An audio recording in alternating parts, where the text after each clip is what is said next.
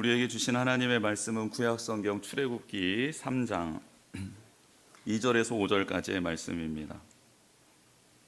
구약성경 84면에 있는 출애굽기 3장 2절에서 5절까지의 말씀, 우리 같이 한 목소리로 읽겠습니다. 시작. 여호와의 사자가 떨기나무 가운데로부터 나오는 불꽃 안에서 그에게 나타나시니라. 그가 보니 떨기나무에 불이 붙었으나 그 떨기나무가 사라지지 아니하는지라. 이에 모세가 이르되 내가 돌이켜 가서 이 큰 광경을 보리라. 떨기나무가 어찌하여 타지 아니하는고 하니 그때에 여호와께서 그가 보려고 돌이켜 오는 것을 보신지라. 하나님이 떨기나무 가운데서 그를 불러 이르시되 모세야 모세야 하시매 그가 이르되 내가 여기 있나이다. 하나님이 이르시되 이리로 가까이 오지 말라. 내가 선 곳은 거룩한 땅이니 내 발에서 신을 벗으라. 아멘. 할렐루야. 네, 하나님을 찬양하고 또 하나님을 사모하기 위해서 오신 우리 모든 성도님들 주님의 이름으로 축복합니다. 또 환영합니다. 우리 앞뒤에 계신 분들, 옆에 계신 분들은 늘 그런 고백하니까 앞뒤에 계신 분들이랑도 한번 해봤으면 좋겠습니다. 이렇게 와주셔서 또 함께 예배 드려주셔서 고맙습니다. 사랑합니다. 축복합니다. 한번 했으면 좋겠습니다. 시작.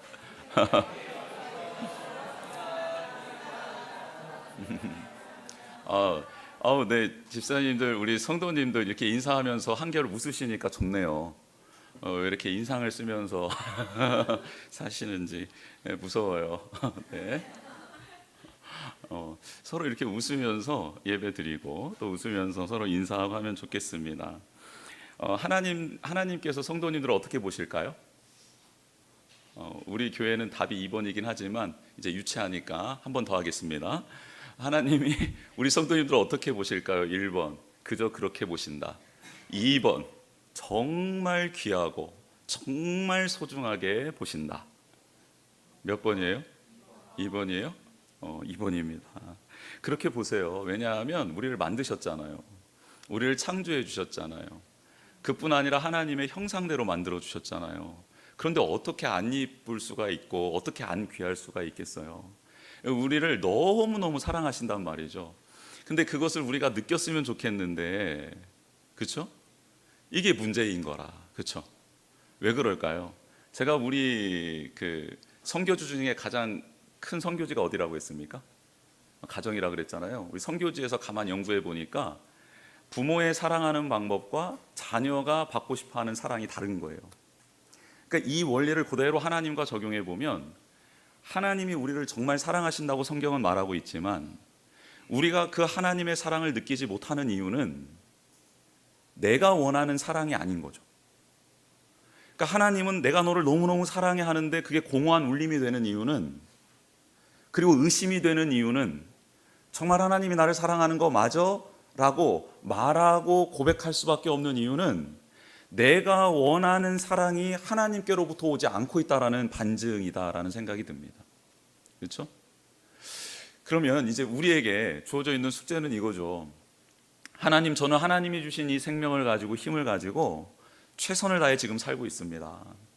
저는 있는 힘을 다해 날개짓을 하고 있습니다. 하나님 도약하기 위해서 그렇게 열심히 살고 있어요. 그리고 저도 최선을 다해 지금 다른 박질하고 있습니다. 뛰고 있어요.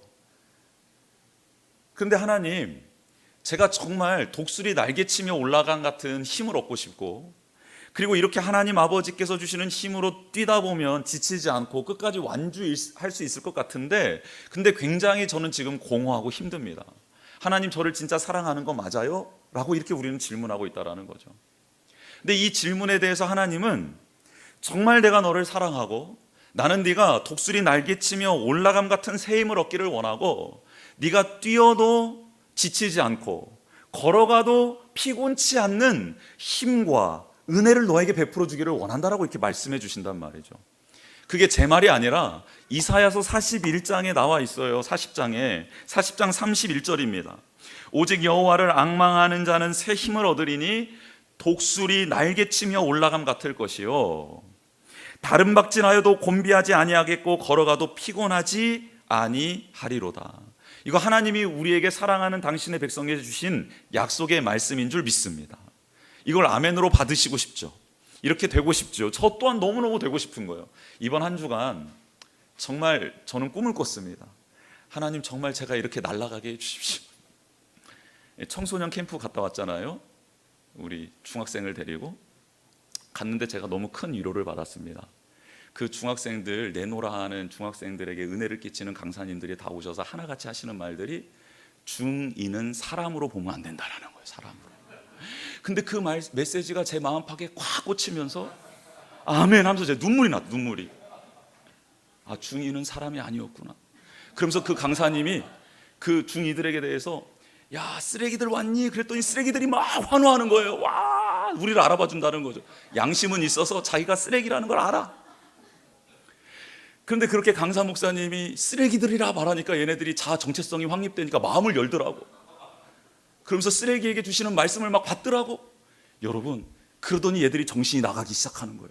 제정신이면 얘네들이 손을 들고 찬양을 안 하거든요. 정신이 나가서 손을 들기 시작하는 거예요. 그러면서 우리 복민의 자녀 중에 정신이 나간 애가 또 한 명이 있었어요. 그 아이도 마지막에는 손을 들고 찬양하는데 제가 여러분 그 장면을 담기 위해 손을 드는 척하면서 동영상을 막 해가지고 이렇게 제가 찍었다는 거 아닙니까? 아직 이 사실을 얘는 몰라요. 얘는 몰라. 더 쓰레기 같아질 때 그걸 보여주려고 합니다. 네가 결단했던 모습이다.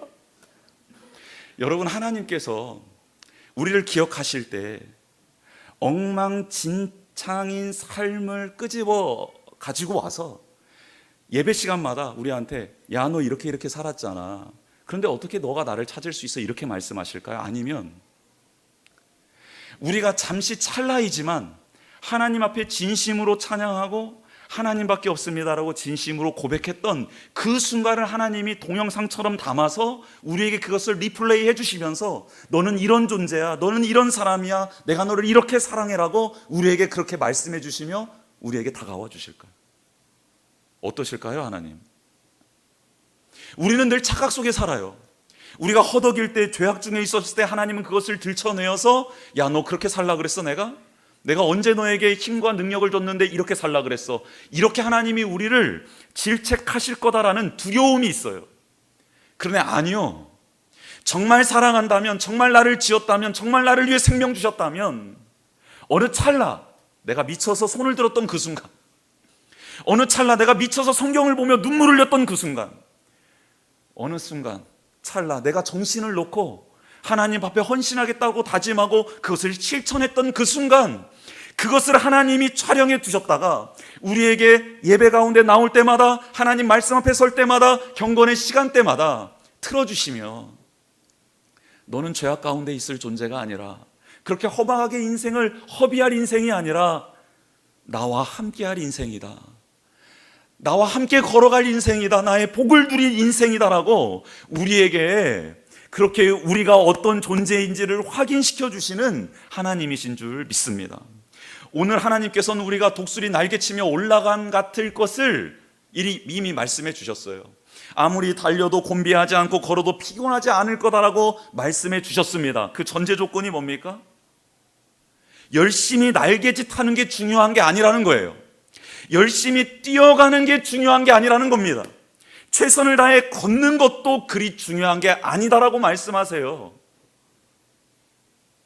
제가 어느 다큐를 봤는데요, 한 섬이 있습니다. 한 섬이 있는데 이 세상에서 가장 큰 새가 바람의 때를 기다리고 있는 거예요. 왜요?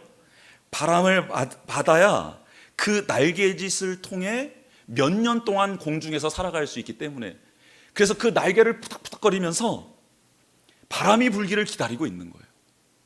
그런데 여러분, 그 바다 앞에는 누가 또 진을 치고 있는 줄 아십니까? 그 새가 날다가 떨어질 것을 기다리며 상어떼가 우글거리고 있습니다. 깜짝 놀랐어요. 상어들이 그 시기, 이 새가 도약하여 날아갈 그 시기에 맞춰서 그 해안가에 상어떼들이 군집합니다. 모여들어요.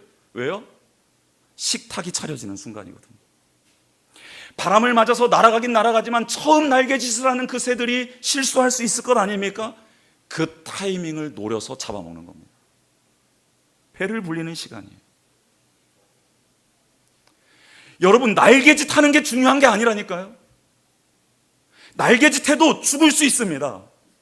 아무리 열심히 뛰어도 목표에 도달하지 못할 수 있어요. 걸어가더라도 내가 이루고 싶은 꿈을 이룰 수 없습니다. 그런데 어떤 자에게 하나님이 독수리 날개치며 도약하는 그런 은혜를 베풀어 주시고 피곤치 않고 곤비치 않게 해주신답니까? 여호와를 앙망하는 자. 여러분, 여호와를 앙망한다라는 뜻은 기다린다라는 거예요. 하나님, 제가 날개짓을 하려고 합니다. 그런데 하나님, 어떻게 하면 좋겠습니까? 이 날개짓을 지금 하는 게 맞습니까?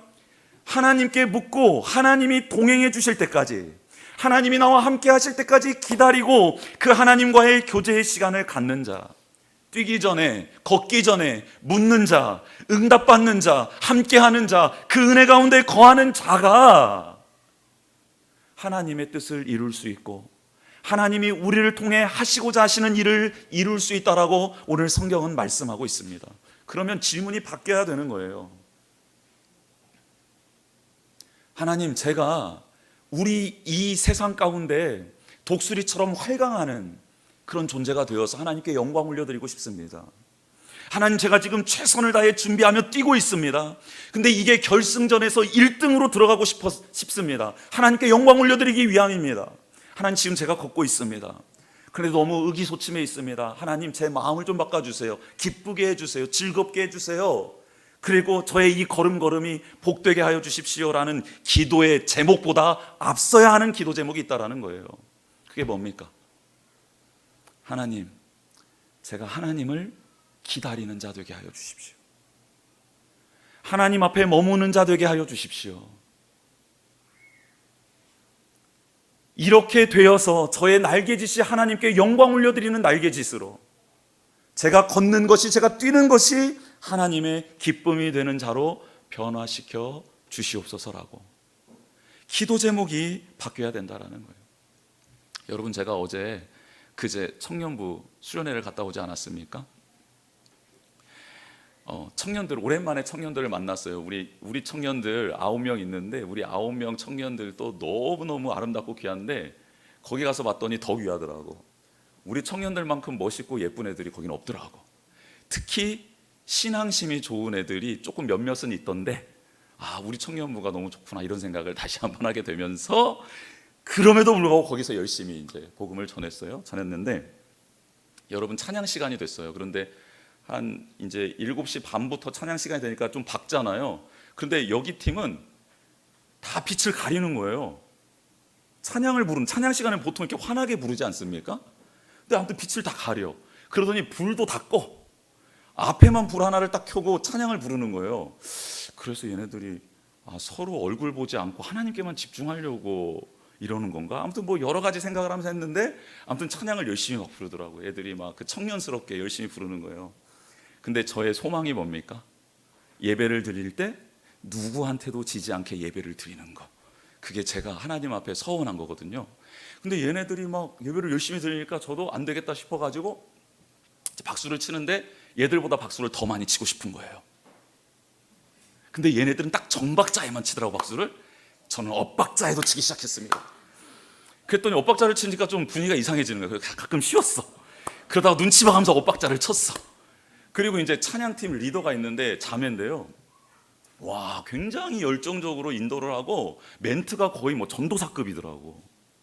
얘를 나중에 한번 이렇게 이야기 나눠보고 싶더라고. 어떻게 너는 이렇게 변화되게 되었냐, 한번 나눠보고 싶더라고. 근데 아무튼 정말 열정적으로 막 복음을 전하면서 기도회를 인도해가면서 막 찬양을 막 선포하면서 하더라고요. 근데 얘한테 지기 쉽지 않아가지고 저는 더 열심히 찬양을 했어요. 막 제가 다 거의 아는 찬양이더라고. 막 불렀어요. 그런데 제가 결국 이 아이를 이겼습니다. 얘는 중간에 물을 마시더라고. 저는 물을 안 마시고 했습니다, 끝까지. 그래서 나중에 이제 앞에 나와가지고 저는 예배자로 서기를 원해서 여러분 엇박자 박자 들었습니까? 그 제가 친 박수입니다 했더니 얘들이 막 웃더라고. 그리고 저보다 조금 더 열심히 찬양하는 애가 있어서 걔를 이기고자 걔가 물 마실 때 저는 물 마시지 않고 계속 하나님께 집중했습니다 했더니 막 웃으면서 그 찬양 인도자가 엄지를 들고 막 나한테 막 이러더라고. 졌다는 거지. 제가 걔를 이겼어요, 결국. 그리고 제가 이겼냐 졌냐 했더니 이겼대. 인정받고 왔어요. 그러면서 제가 한 말이 이거예요. 걔네들은 지금 20대입니다. 펄펄 뛰는 애들이에요. 끼케야 30대 초반이더라고. 20대부터 30대가 모여 있어요. 40대 중반, 백발인 인간이 걔네들보다 예배를 더 열정적으로 드리기 위해서 노력하고 있었어요. 최선을 다하고 있었어요. 그렇다면 하나님이 그 수련의 자리에 분명히 임재하셨을 텐데, 임재하신 예수 그리스도 성령님께서 내가 이 자리에서 나의 마음에 합한 예배자를 찾겠노라 하면 누굴 찾겠습니까? 여러분, 지금 이 자리에서 저보다 연세 많으신 분들이 가능성이 더 높으세요. 하나님, 저 목사보다 제가 더 하나님께 집중하기를 원합니다. 저 목사가 예배를 위해서 준비하는 그 기간만큼 저도 기도로 준비해서 예배의 자리에 나오겠습니다. 하나님은 계속 저를 만나주시기를 원하는데 저도 꼭 주님 만나야겠습니다 라는 마음으로 찬양 한 곡을 부르더라도 부르고, 기도를 할 때에도 집중해서 기도를 하고, 말씀을 읽더라도 또박또박 하나님의 말씀을 지금 나에게 주시는 말씀으로 읽고, 하나님의 말씀을 들을 때에도 자세를,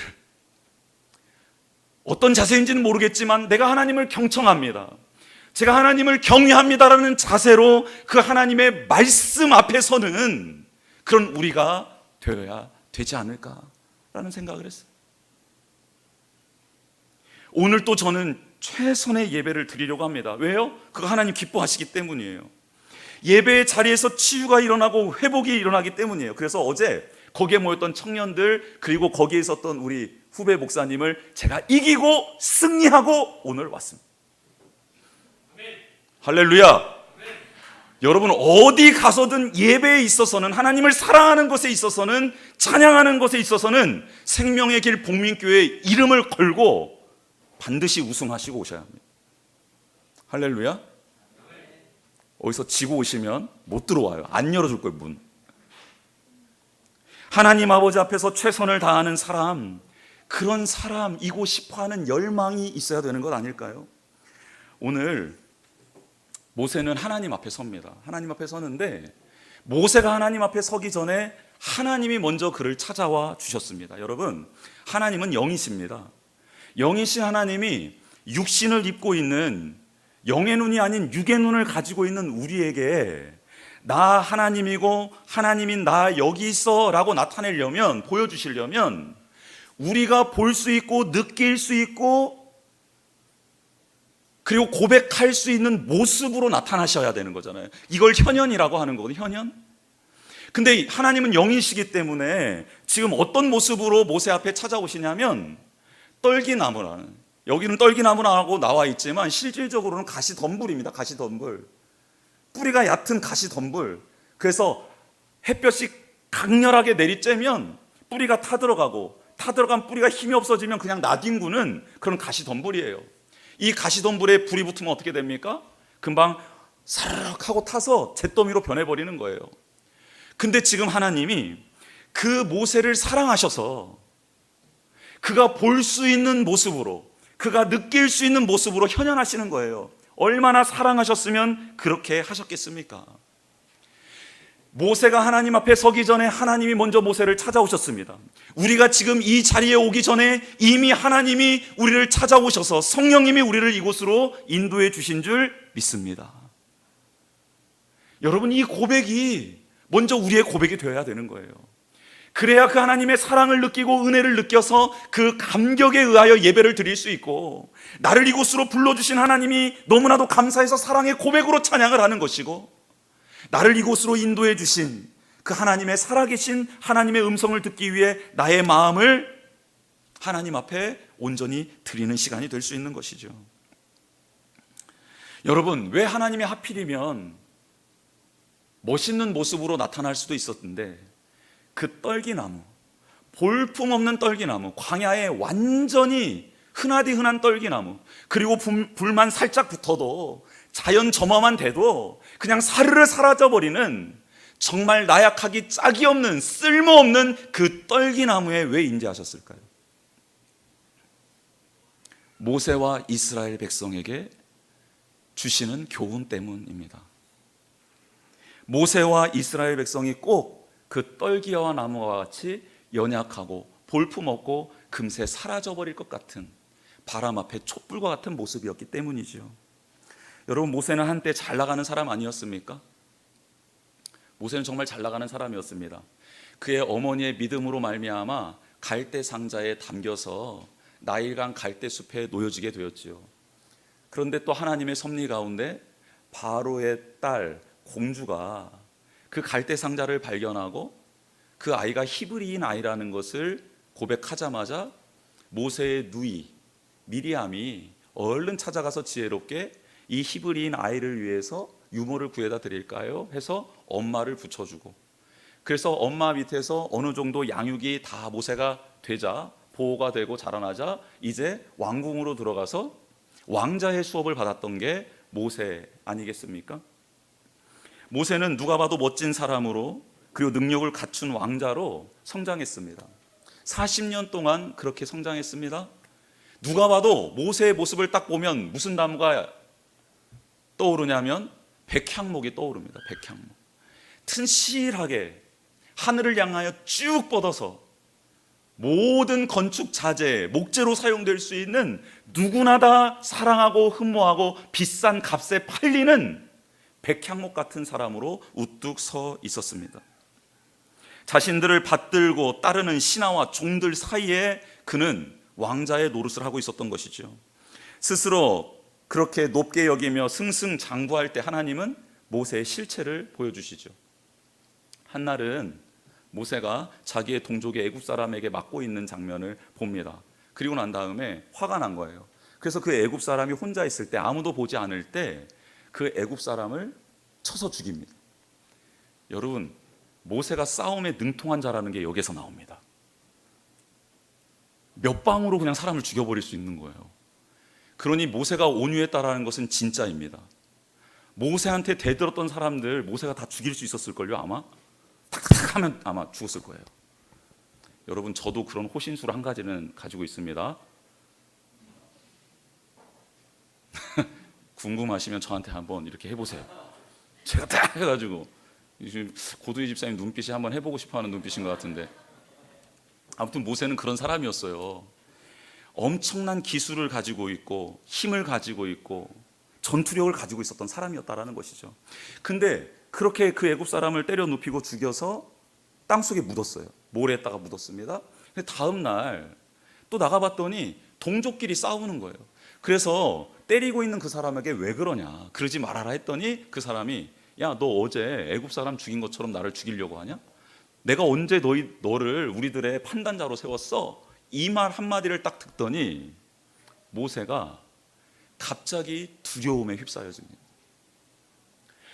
바로가 자기를 죽이려고 찾는다라는 소문도 듣는데, 여러분, 바로가 왕자가 뭐 잘못했어, 그래서 그 죽일 놈 데려와, 걔 죽여야겠다, 이렇게 말하면 그냥 가가지고 뭐 잘못했습니다 이런저런 변명되면서 그렇게 충분히 빠져나갈 수 있잖아요. 그런데 그렇게 모든 것을 갖추고 그리고 그렇게 기세 당당하게 살아갔던 이 모세도 말 한마디로 무너질 수 있는 존재라는 것을 지금 성경은 말해주고 있는 것 아닙니까? 무소불위의 권력을 가졌지만 그 실체는 말 한마디로 모든 것을 무너뜨릴 수 있는, 자신을 망칠 수 있는, 자신이 아무것도 아님을 깨달을 수 있는 그런 나약하기 짝이 없는 존재라는 것을 성경은 지금 말씀해주고 있는 것 아닙니까? 겉으로 봐서는 양복을 입고 겉으로 봐서는 굉장히 잘 사는 것처럼 보여지고 스펙도 괜찮고 직장도 괜찮고 이 정도의 외모 괜찮고 다 괜찮은 것처럼 보입니다. 그래서 다 모든 걸 갖춘 것처럼 보여요. 그런데 말 한마디로 무너질 수 있는 게 우리 아니냐고요. 그게 우리의 실존 아니냐고요. 그것을 하나님은 바로 정확하게 모세에게 보여주신 것 아닙니까? 그리고 그는 그렇게 그 말 한마디로, 그 상황 하나로 왕자의 직분을 내려놓고 그 모든 권한을 다 내려놓고 변방에 위치하고 있는 미디안 족속에게 숨어 들어갑니다. 그렇게 사는 것 아니에요? 40년이라는 긴 시간 동안 장인이 치는 양, 장인의 소유물인 그 양을 치는 목자가 되어 그렇게 살아가고 있습니다. 모세는 가시덤불과 자기의 삶이 거의 일치되어서 그런 실존적인 삶을 살아내고 있는 것이죠. 여러분, 이스라엘 백성도 마찬가지입니다. 이들은 요셉이 총리가 되었을 때 애굽 땅으로 들어왔습니다. 가장 좋은 땅, 요셉이 지혜를 내어서 목축업을 한다라고 해서 애굽 사람들과 같이 섞이지 않도록 좋은 땅 구별되어서 잘 살고 잘 먹고 있었습니다. 요셉을 아는 왕, 그 다음 왕, 그 다음 왕 때까지는 그렇게 잘 살았습니다. 그런데 요셉도 죽고 형들도 죽고 요셉을 아는 왕들이 살아있지 않는 그때에 요셉을 알지 못하는 왕이 섰는데요, 그 왕은 이스라엘 백성이 경외하는 하나님에 대해서 무시하는 거예요. 자신이 신이라는 거예요. 그러면서 봤더니 이스라엘 민족이 너무 강성해져 있는 거죠. 그래서 그들에게 안 되겠다, 얘네들은 이제 우리의 파트너가 아니라 우리의 노예로 삼아야겠다라고 그들을 한순간에 노예로 만들어 버립니다. 그동안 잘 먹고 잘 살았어요. 애굽 땅이 마치 자신의 나라 땅인 것처럼 살고 있었습니다. 부귀와 영화를 누리는 이스라엘 민족도 있었을 거예요. 백성들도 있었을 거예요. 그리고 그 중에서 지도자도 나왔을 것입니다. 네, 잘 살고 있었는데요, 한순간에 그들은 노예로 전락하고 맙니다. 자신들이 백향목인 줄 알고 있었어요. 그런데 하나님이 알려주시는 겁니다. 너희들이 백향목이라고 믿고 있지만 너희들의 실체는 바로 가시덤불이다. 너희들은 왕이 한 번 바뀌고 그 왕 말 한마디로 노예로 전락할 수 있는 존재들이다라는 사실을 알려주신 것이죠. 여러분, 우리는 어떻습니까? 지금 우리는 백향목입니까? 가시덤불입니까? 백향목처럼 살고 싶은 것, 우리의 열망 맞습니다. 괜찮습니다. 그러나 우리의 실체는 어떠냐라는 것입니다. 모세처럼 말 한마디에 무너질 수 있는 사람 아닙니까?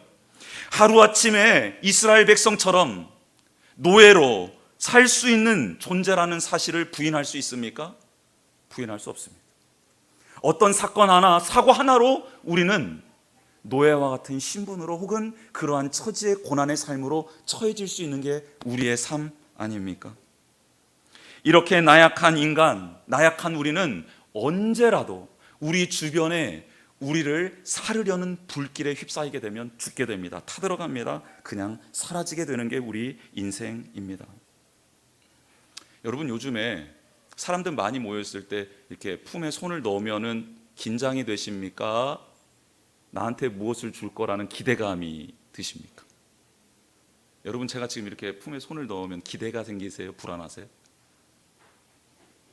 기대가 생깁니까? 네, 고맙습니다.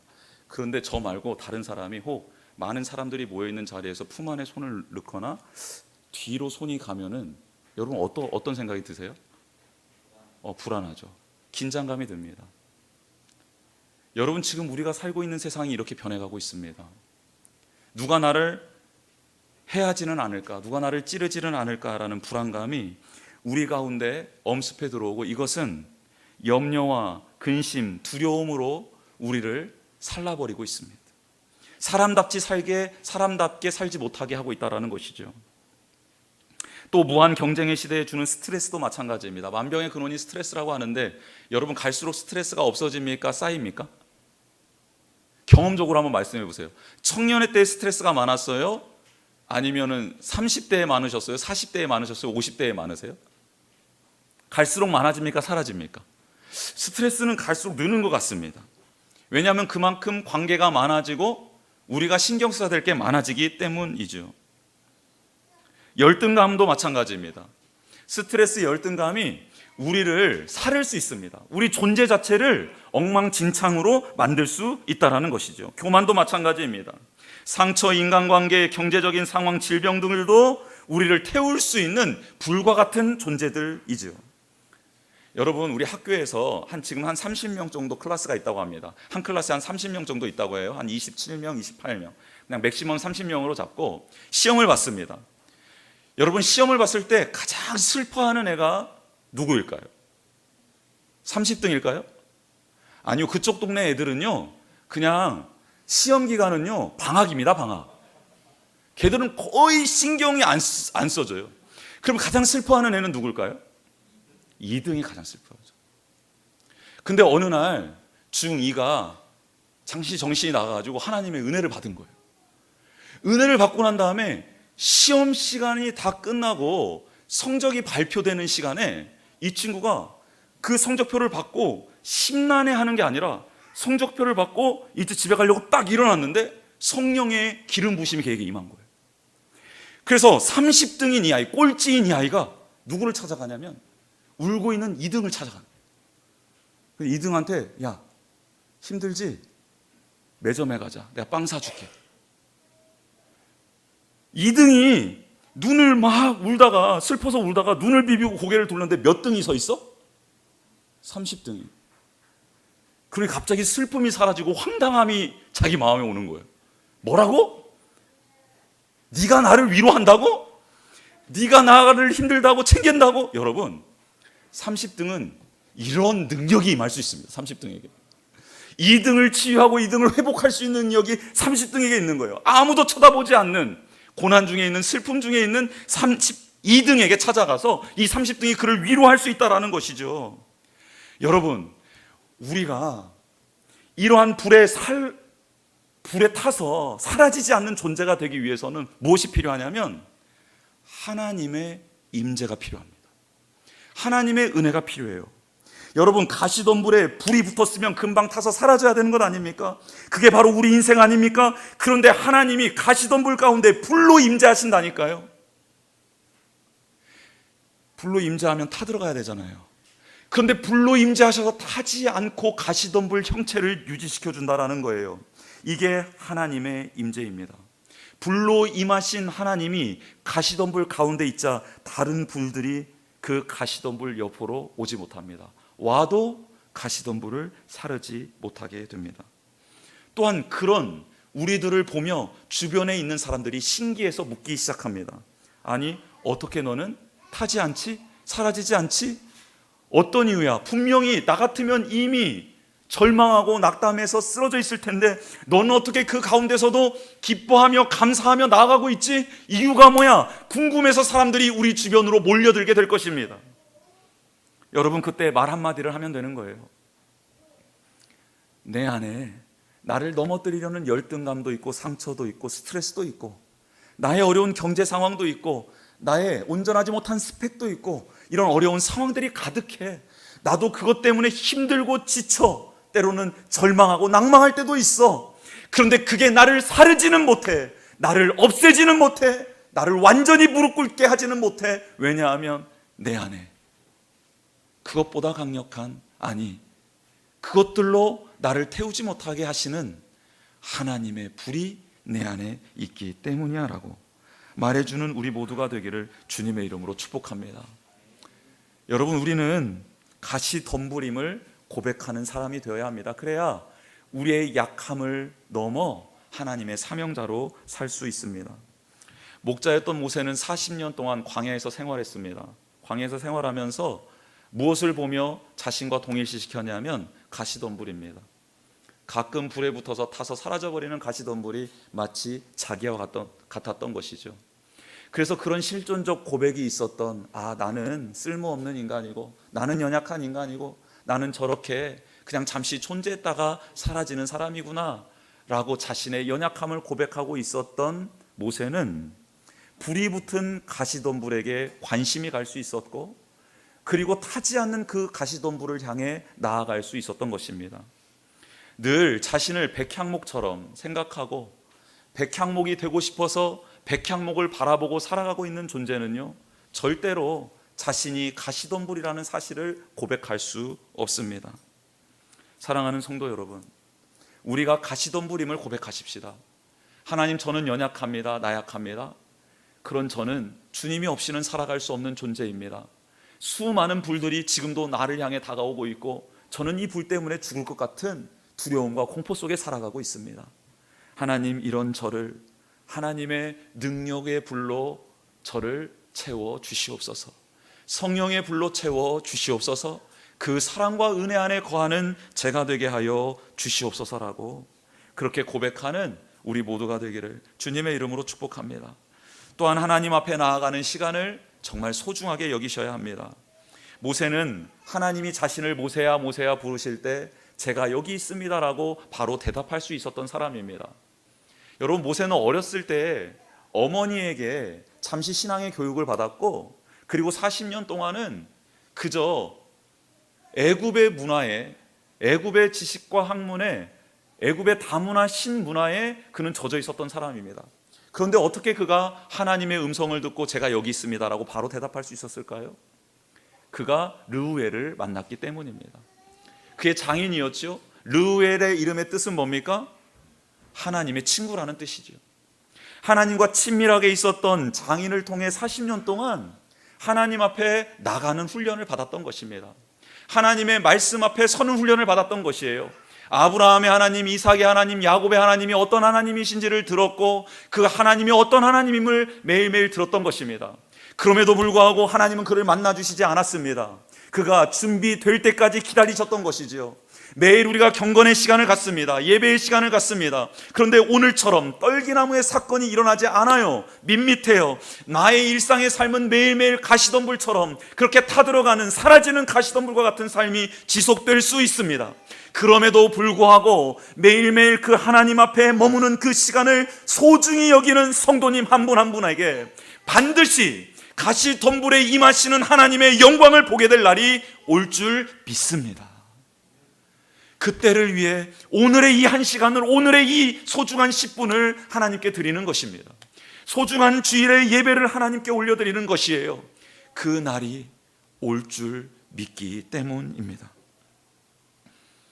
그래서 모세는 하나님이 모세야 모세야 부르실 때 그동안 들어왔던 아브라함의 하나님, 이삭의 하나님, 야곱의 하나님이 아니라 나의 하나님으로 고백할 수 있었습니다. 이때부터가 진짜 신앙의 시작입니다. 목사님의 하나님 의미 없습니다. 성경에 나오는 어떤 위대한 인물의 하나님도 그렇게 의미 없습니다. 그 하나님에 대해서 알고 있는 것 의미 없다라는 말이에요. 그런데 그 하나님이 진짜 나의 하나님이 되는 순간 우리는 사명자로 거듭나게 될 줄 믿습니다. 놀라운 하나님의 은혜와 능력 가운데 살아가는 은총을 누리게 된다는 것이죠. 그렇게 하나님 앞에 머무르는 소중한 시간을 간직하는 우리 모두가 되기를 축복합니다. 그리고 마지막으로는 하나님 앞에서 죄를 고백함으로 치유를 받는 자가 되어야 합니다. 여러분, 매일매일 하나님 앞에 나아가 죄를 고백함으로 치유받지 못하면요, 우리는 사명을 감당할 수가 없습니다. 매일매일 넘어지는 자가 우리들 아닙니까? 그래서 하나님은 모세의 상처와 아픔을 치유해 주시려고 그를 부르셨습니다. 하나님이 임재하시는 땅, 그 땅이 거룩한 땅이라고 하며 그 땅에 너의 신을 벗고 서라고 하십니다. 여러분, 신은 더러운 오물들이 가장 많이 묻어있는 우리의 죄를 상징합니다. 그래서 신을 벗는다라는 것은 그 죄를 고백하고 허물을 고백하는 것이죠. 그런데 어디에서만 그 죄와 허물을 고백해야 된다고요? 하나님이 그를 찾아오셔서 그를 사랑하셔서 내려오신 그곳에서만 죄를 고백할 수 있고 그곳에서만 죄가 사해질 수 있고 그의 아픔과 상처가 치유될 수 있다라고 말씀하고 있습니다.